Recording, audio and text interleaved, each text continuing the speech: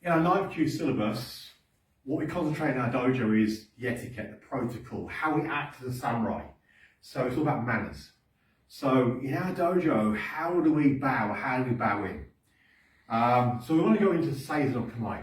Now I'm just going to put the sword down for a minute because I'm going to show how it's done with a sword, that's important. But so from here, my left leg is going to come down.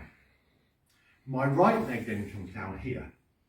So from this point here, my toes are tucked under. I lift my torso up, flatten out the feet, and sit down, like so. So now I'm sitting like this.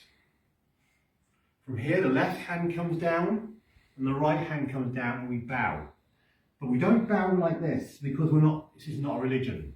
We just bow to here. I'm ready to move. I need to move. I can move away and come up into a posture. So starting again, from the Seiza Rei, natural standing position, left leg comes down, right leg comes down. Go up, flatten the feet out, and sit. From here, left hand comes down, right hand comes down to make this shape, and we bow. We do the opposite. Right hand comes up, left hand comes up. Sit, tuck the toes under, right leg comes up, left leg comes up. So that's our Seiza Rei. Now the reason we do it in the way we do it is because of the sword. If I have a sword here in my belt, when I kneel down my left leg, I can still draw my sword.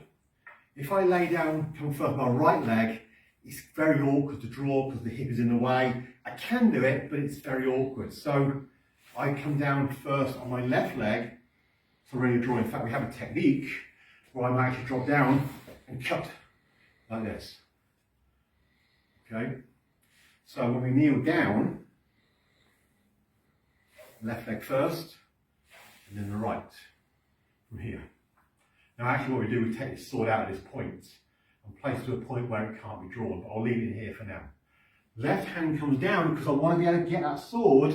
If I get attacked now, I can still go for my sword, it's still there. I can still draw it. If this hand goes down first, I have to kind of play change. But if this hand goes, I'm still ready to get my weapon.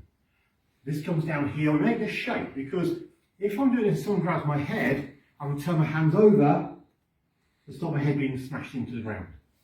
So here, and then we do the opposite. The right hand comes up here because it's right next to the sword, then the left hand, and then again we come here, ready to draw my sword, and we stand. Everything revolves around the weapon. So whenever we're moving, it is about how do I get to my weapon quickly. Okay, and that's how we do the Seiza Rei. In other schools, it might be done slightly differently. In a different Ruha, for example, in the Kukushin or the Kukushin, then the bow is slightly differently, but this is how we do it in our school. Okay.